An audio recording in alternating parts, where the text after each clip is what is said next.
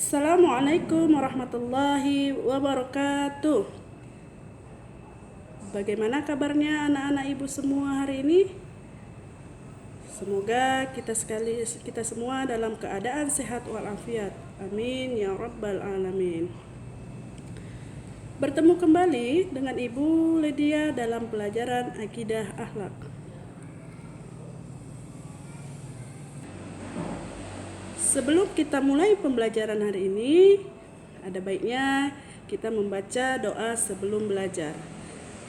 Bismillahirrahmanirrahim. Raditu billahi rabba wa bil islami dina wa bi Muhammadin nabiyya wa rasulah. Rabbi zidni ilma warzuqni fahma. Amin ya rabbal alamin. Baik anak-anak ibu sekalian, kali ini kita belajar tentang beriman kepada kitab-kitab Allah. Ibu harap setelah kita belajar tentang beriman kepada kitab-kitab Allah, anak-anak ibu semua mampu menerima kebenaran adanya kitab-kitab Allah Subhanahu wa taala. Yang kedua, anak-anak ibu mampu menunjukkan sikap teguh pendirian dan amanah setelah mempelajari iman kepada kitab-kitab Allah. Yang ketiga, mampu memahami makna iman kepada kitab-kitab Allah. Dan yang keempat, anak-anak ibu mampu mengomunikasikan nama-nama kitab Allah beserta Nabi yang membawa risalahnya. Baik, anak-anak ibu semua, kita masuk ke dalam pembahasan beriman kepada Allah. Mungkin anak-anak ibu sudah tahu apa itu artinya iman. Iman artinya percaya dengan sepenuh hati. Beriman kepada kitab-kitab Allah berarti meyakini dengan sepenuh hati bahwa Allah Subhanahu wa taala telah menurunkan kitab-kitabnya kepada rasul pilihannya. Menurut bahasa, kitab berarti buku. Sementara itu, menurut istilah, kitab adalah lembaran-lembaran yang disatukan yang berisi wahyu Allah Subhanahu wa taala. Anak-anak ibu, di dalam rukun iman, beriman kepada kitab-kitab Allah Subhanahu wa taala merupakan rukun iman yang ketiga yang wajib dipercayai oleh umat Islam. Ada 4 nama-nama kitab Allah yang wajib kita imani. Yang pertama, kitab Taurat.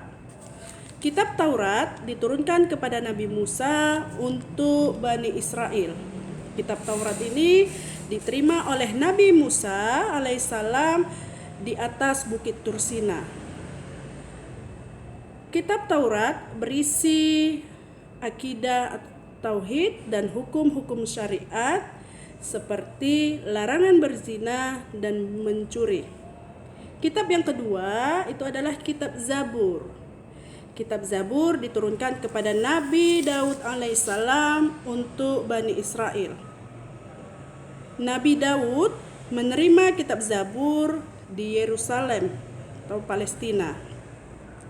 Kitab Zabur berisi berbagai hukum-hukum syariat, berisi tentang nasihat, berisi tentang zikir dan hikmah. Sekarang kitab yang ketiga.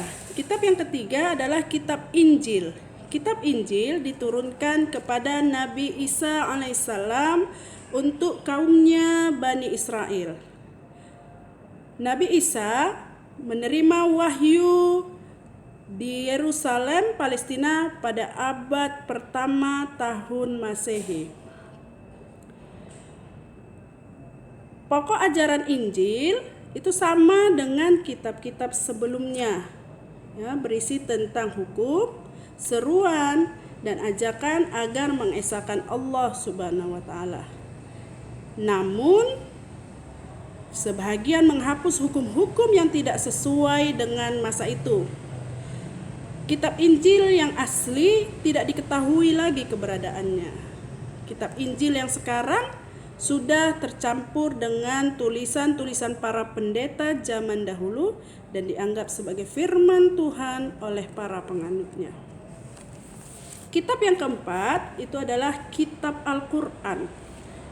Ini adalah kitab yang terakhir, kitab penutup. Jadi anak-anak ibu, tidak ada lagi kitab yang turun setelah turunnya kitab Al-Quran. Kitab Al-Quran diturunkan kepada Nabi terakhir, yaitu Nabi Muhammad sallallahu alaihi wasallam, untuk semua bangsanya. Al-Quran diturunkan dalam 2 periode, yaitu masa sebelum dan sesudah Nabi Muhammad hijrah. Al-Quran ini berisi tentang akidah, akhlak, sejarah, dan hukum-hukum syariat. Kita harus meyakini bahwa Allah Subhanahu wa Ta'ala telah menurunkan keempat kitab sucinya kepada para rasul pilihan.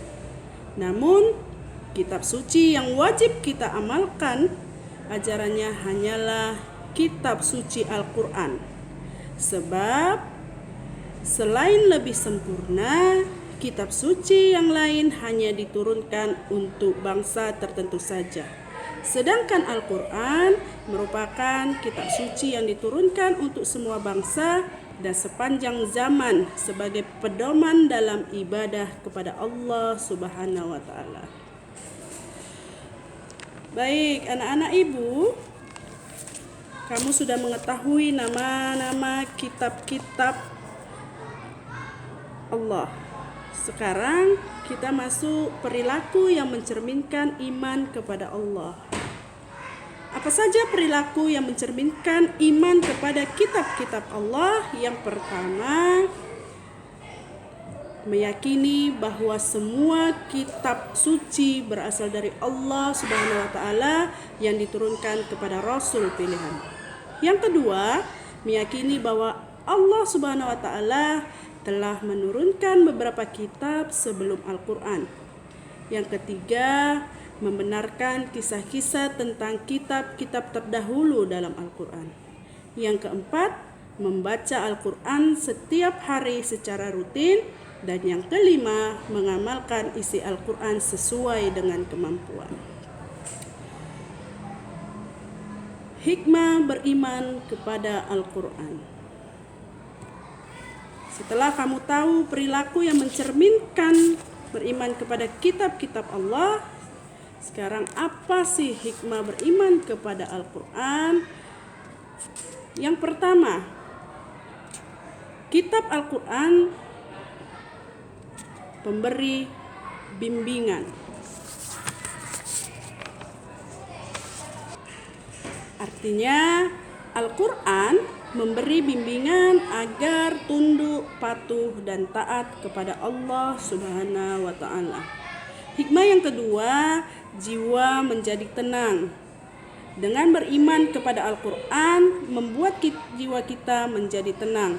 Dikarenakan Al-Quran memberi petunjuk menuju jalan yang benar, jalan keselamatan untuk kebahagiaan hidup di dunia dan di akhirat. Hikmah yang ketiga, memuliakan akal pikiran.